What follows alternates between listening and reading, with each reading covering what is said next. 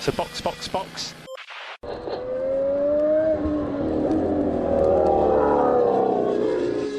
Bom dia! Sejam bem-vindos ao Sprint de Notícias do Box, sua pílula diária de Fórmula 1 para acelerar o seu dia.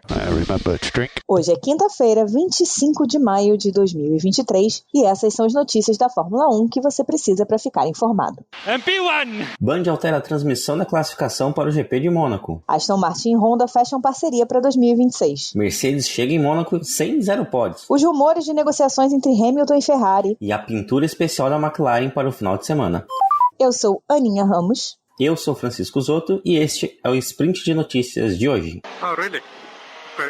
A Band alterou a transmissão da classificação do GP de Mônaco para esse final de semana. Eles tiveram que botar a classificação no Band Play, que é o streaming do canal aberto da Band, e no Band Sport, que é o de praxe, sempre acontece. Ruim, né? Ruim pra gente. Ruim pra galera que, de repente, não consegue ter uma internet boa, não tem um Fórmula 1 TV, né? Um F1 TV. Mas eles fizeram isso porque vai ser a final do campeonato alemão. E eles têm os direitos de passar o campeonato alemão, deve dar uma boa audiência, né? Então, acabou casando de cair bem no mesmo horário. A gente entende a mudança, né? A circunstância. Entretanto, pra gente que tá acostumado à Fórmula 1, não assistir em canal aberto a classificação, sendo que Mônaco, o que importa é a classificação, pega um pouco mal, né? Eu acho que se não fosse Mônaco, eu tava menos incomodada. Porque Mônaco, a classificação decide corrida em muitos anos. Ano passado nem tanto, né? Por motivos de Ferrari. Mas, no geral, a classificação define e decide corridas em Mônaco. Pouca coisa há de mudanças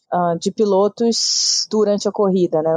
Não é uma pista que dá para ter grandes ultrapassagens. Vai acontecer alguma mudança se alguém bater, se tiver uma parada que não dá certo, enfim, é uma coisa muito mais de estratégia e de acidentes, né, e coisas que são imprevisíveis do que uma pista de ultrapassagem. Então, a classificação é muito importante. E aí, eles tiveram que fazer essa mudança. Talvez se fosse, sei lá, Hungria, Silverstone, eu não ligasse. Agora, é uma pena isso ter acontecido em Mônaco.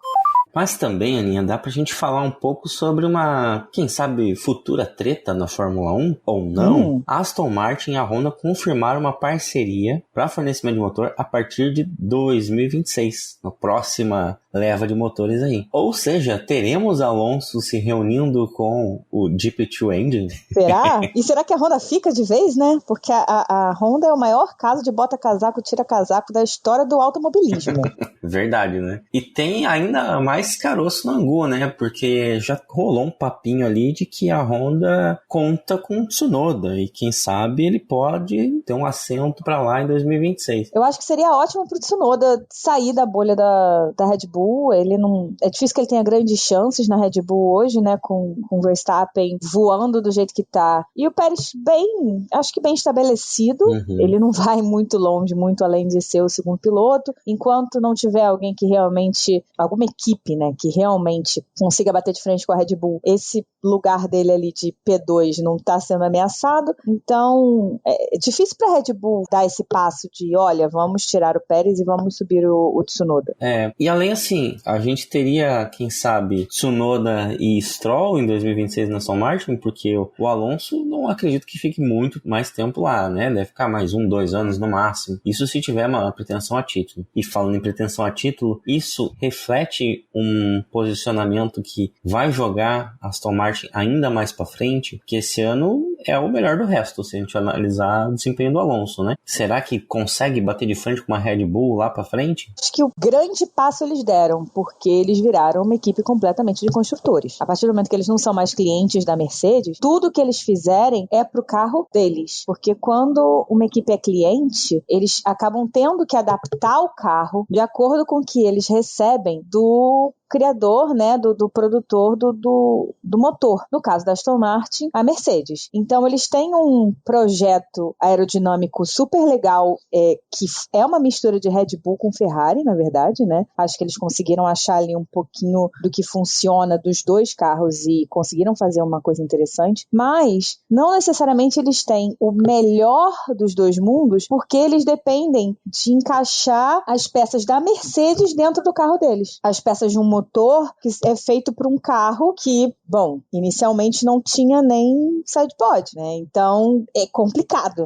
Só lembrar das tretas entre Horner e a Abitibull, né? Lembrar dos episódios do Drive to Survive, deles falando, porque eu tenho que fazer caber esse monstro desse motor aqui no meu carro, que é feito para ser rápido e tem essa desgraça. Enfim, é a mesma situação. Não à toa, depois que a Red Bull saiu, né, dessa parceria com a Renault e fechou com a Honda, só evoluiu, veio numa ascendente e só evoluiu, porque começou a produzir o carro para si mesma, com o apoio total de quem faz o motor. Falando em motor Mercedes, a Mercedes conseguiu fazer uma evolução do seu carro, que seria testada em Imola, sem zero pod. Eles trouxeram o carro para Mônaco, aparentemente existe um side pod de verdade. Eles já tinham saído um pouquinho do zero pod, né? Eles tinham ido ali pro quase pod. 0.25. E agora eles parecem que tem de fato um side pod, uma banheirinha ali para chamar de sua. Passaram pelo Minha Banheira Minha Vida e conseguiram fazer uma atualização legal ali. Além do side pods, é claro, eles também estão trazendo atualizações no fundo do assoalho, que é praticamente a parte mais importante do carro com efeito solo, né, dessa geração, e na suspensão dianteira, porque eles tinham alguns problemas de ficar com o carro meio que estolado, né? E aí o carro perdia aderência. Então, tudo isso é para tentar extrair mais do carro e melhorar a situação de um carro que não tem equilíbrio nenhum. Mas assim, Mônaco é lá a pista para testar coisa, isso aí pode dar bem errado, viu? E já foi falado para os pilotos, lembrado a eles, que no caso eles só têm um jogo de peças sobressalentes. Portanto, eles precisam ser cuidadosos enquanto estão testando este carrinho nos treinos livres. Numa pista como o Mônaco, que tem muro em todo quanto é canto, né? Então... Exatamente. Então você bota um carro que não é muito equilibrado no geral, para você testar peças novas, né, e entender um novo equilíbrio para esse carro. Tudo bem, já passou lá pelo túnel de vento, já passou por simulador, todo mundo já testou, mas a gente sabe como é que funcionou o simulador e o túnel de vento da Mercedes para fazer este carro, não é mesmo? Atual. Não deu muito certo. Então é tudo muito diferente quando bota na pista, por mais incríveis e top de linha que sejam as simulações que as equipes têm. É um risco grande, já há previsões de chuva para o final de semana, aí sim. E a Mercedes precisa tomar cuidado com isso. A Ferrari também tinha atualizações para levar para Imola, no caso, e decidiu por não levar essas atualizações para Mônaco, exatamente porque é uma pista completamente fora do padrão. Na verdade, a Ferrari tinha atualizações para levar para Baku e resolveu jogar para Imola. E daí, como não teve Imola, eles falaram, vamos para Mônaco? Não, deixa para frente, né? Que eu acho um pouco mais prudente, tá?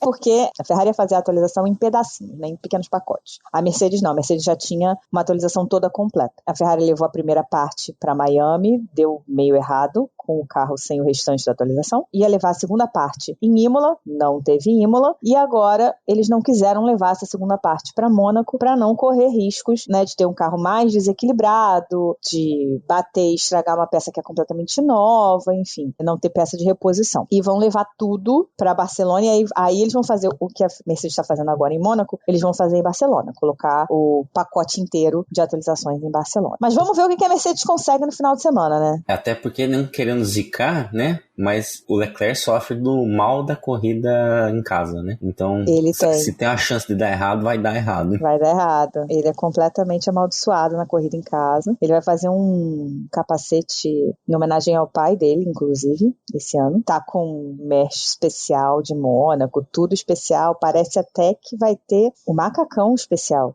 Tem botas especiais, tem boné, tem camisa. Parece que vai ter macacão. Eu vi o boné. Eu daria um mindinho por aquele boné. Que é eu também, viu? É maneiro, é maneiro. E fez o capacete em homenagem ao pai. Esse vermelho e branco, mas com o desenho do capacete que o pai dele usava na GP, quando corria de GP3, se eu não me engano.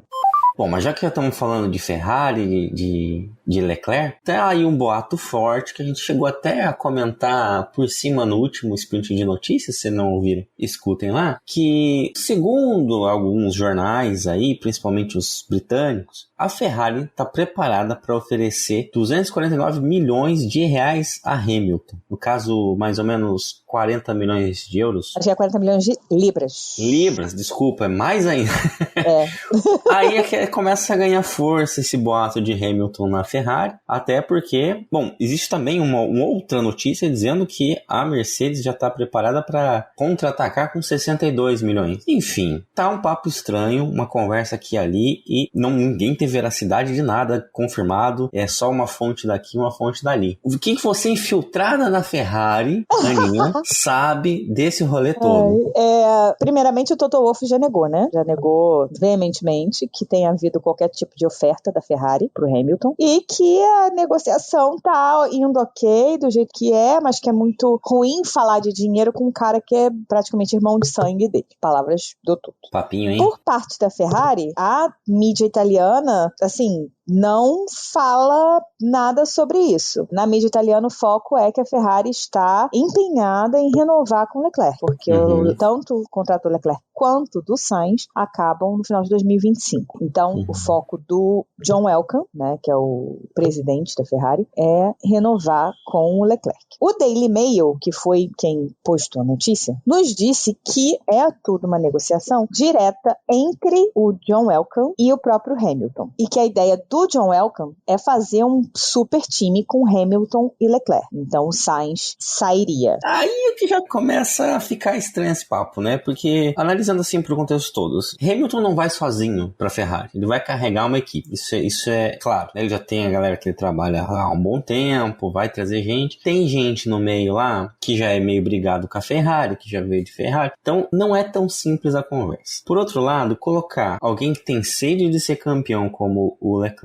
pela Ferrari ao lado de um 7 vezes campeão que tá desesperado para conseguir mais um título e esfregar na cara de meio mundo que tirou ele, pode dar bosta, né? A gente já viu isso acontecendo algumas vezes. O próprio Hamilton já teve uma briga parecida lá na McLaren com o Alonso. E por outro lado, é uma estratégia que a Ferrari já fez e refez algumas vezes, né? Lá com o Prost, com o Schumacher. Com o Schumacher foi o que deu certo, que depois teve o Vettel, teve o Alonso, que entraram na equipe com a intenção de reconstruir o time para ser vencedora de novo. E, vamos dizer aí, de 5 casos, um deu certo. Então, é complicado de botar as fichas nisso aí. A ver, né? Olhando pelo lado do Hamilton, eu não vejo vantagem nenhuma dele ir pra Ferrari.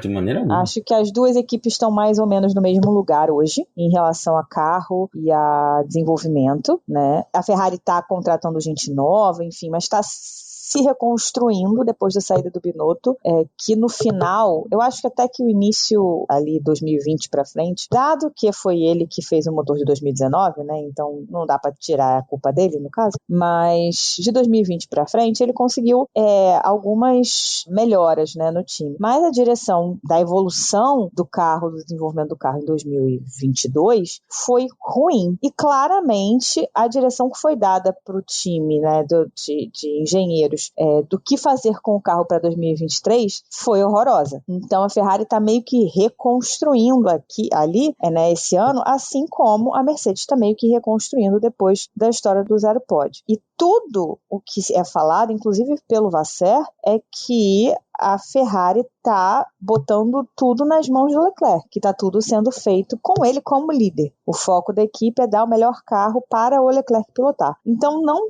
faria sentido, num olhar Ferrari, levar um cara com o Hamilton, o cacife do Hamilton, que vai disputar com um cara que eles querem que seja o líder da equipe. Nenhum sentido. Mas vou ser sincero aqui dizer que eu gostaria de ver o Hamilton na Ferrari. Aí, cara, seria incrível, né? Eu acho que é um dos caras mais importantes do esporte, né? A equipe mais importante do esporte. Seria um aninho, assim, de pelo menos ver um sonhozinho. Mas eu acho que não vai, eu acho que não deveria, acho que não encaixa hoje, acho que passou, se fosse ali, não sei, se em vez de ter levado o Leclerc, na época que eles botaram o Leclerc em 2019, né, eles tivessem contratado o Hamilton, e aí depois ficasse Hamilton e Vettel, depois tirasse o Vettel e entrasse o Leclerc, eu acho que daria algum sentido, né, porque o Leclerc entraria como segundo piloto, como piloto mais novo, da mesma forma que o Russell tá entrando agora, né, para aprender com o Hamilton ali no primeiro ano, né, disputar depois, é claro, assim como o Russell está disputando, o Leclerc também disputaria, mas aí seria uma outra abordagem. Agora, já passou já. Já era, né? Talvez já passou. Então é isso. Ótima quinta-feira, cuidado com a tração na saída das curvas e voltamos amanhã com mais sprint de notícias do Box. That's the end. Thank you. You can jump out. So box.